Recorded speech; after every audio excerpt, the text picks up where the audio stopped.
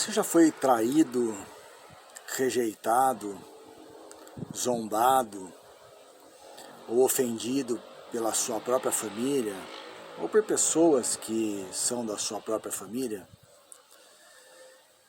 Hoje nós veremos um dos assuntos mais importantes da palavra de Deus, contada na história de José, filho de Jacó. Iniciaremos nossa abordagem lá no capítulo 47 de Gênesis, verso 11, que diz assim: Assim José instalou seu pai e seus irmãos, dando-lhes possessão na terra do Egito, no melhor da terra, na terra de Ramsés, como Faraó ordenara. O que nós temos aqui na realidade é uma história que começa com o nascimento de José, filho de Raquel, que era a mulher que Jacó amava, embora tivesse tido filho com outras, então ele considerava José o primogênito e o favorecia muitas vezes. Então esse foi o erro de Jacó. E isso causou um ódio nos irmãos, filhos das outras esposas de Jacó, e esses irmãos vendem José para um mercador e ele o leva como escravo no Egito. E depois de um tempo, uma fome atinge toda a terra e os irmãos descem ao Egito, sem saber que o José é o governador já do Egito, e em busca de comida. Quando chegam, se deparam com José. E José, então, ao ver os irmãos, fica com um sentimento na alma de muita confusão, se nós observarmos bem a palavra. Muitas vezes ouvimos coisas erradas em pregações, mas é preciso ler a palavra para entender bem o que acontece na alma de José. A primeira lição que nós temos que tirar daqui é em relação ao perdão. José, ele, para perdoar os irmãos, ele chora profundamente. E isso está lá no capítulo 42 de Gênesis, no verso 24, que diz assim: Retirando-se dos irmãos, chorou. Depois voltou a eles e falou-lhes. Tomou Simeão entre eles e o amarrou perante os seus olhos. O que nós precisamos aprender aqui é que aquele perdão dado de qualquer jeito, sabe? Eu te perdoo, não tem problema. Ele é falso. Ele é falso. Quando nós vamos perdoar uma pessoa, o nosso organismo todo mobiliza um sentimento muito conflituoso mesmo. A gente quer dar o perdão, a bondade, mas ao mesmo tempo a gente ainda tem um pouco de rancor. E o choro, ele serve muito para isso, né? O choro, ele é um instrumento de Deus para libertar a nossa alma. Tanto é assim que Pedro chora quando vê Jesus preso, depois que Jesus havia dito que ele o negaria, e Pedro achava que não o negaria. Mas o que acontece aqui é que quando José libera esse perdão, ele está consciente da vontade de Deus para a vida dele e para a vida dos seus familiares.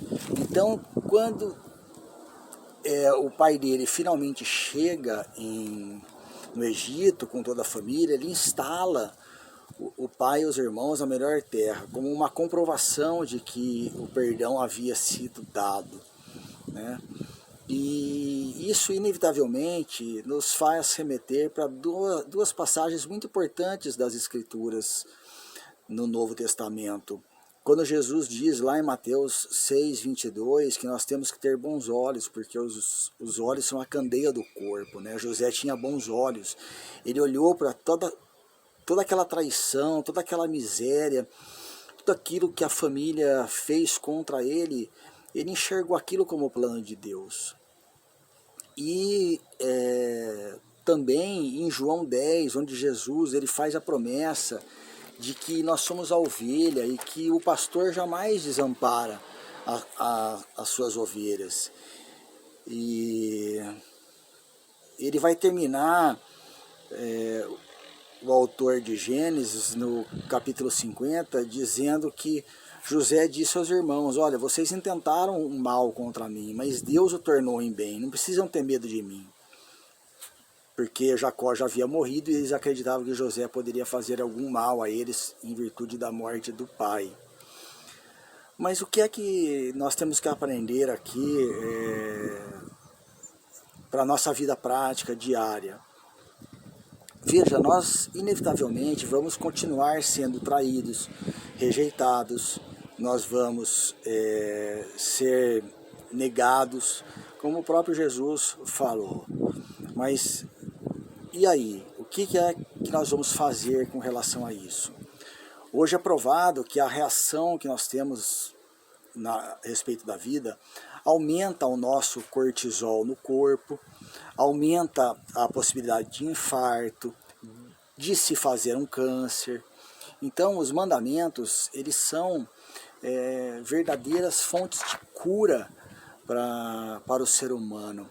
E esses mandamentos, eles têm que ser absorvidos pelo Espírito Santo. Não adianta só compreender, é preciso compreender, mas é preciso absorver. Então,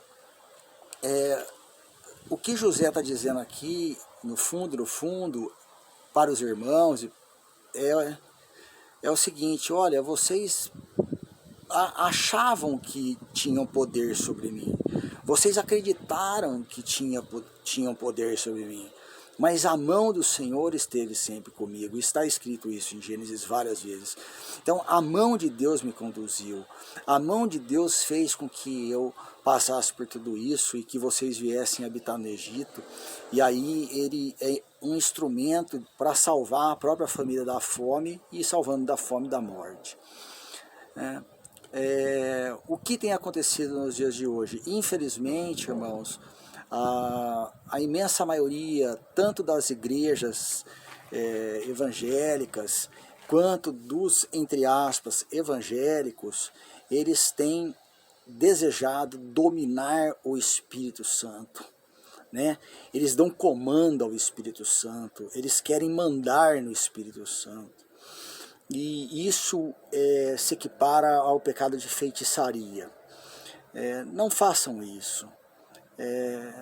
Lembre-se que em todos os seus caminhos, o mais importante é que Jesus está do seu lado. Ele é o bom pastor, ele te guia, ele sabe. Busque fazer o que ele falou e tenha a vida plena.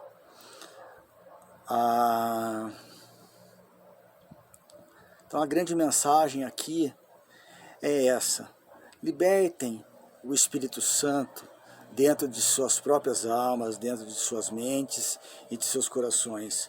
Paremos de querer controlar o Espírito Santo, nos adequando ao que o mundo diz, nos adequando a tudo aquilo que o mundo tem proposto. Tanto que hoje até, tá vendo, olha aqui, a gente gravando um vídeo, pregações tendo que ser gravadas em mídias digitais, em tempo rápido, porque senão as pessoas não têm paciência para ouvir.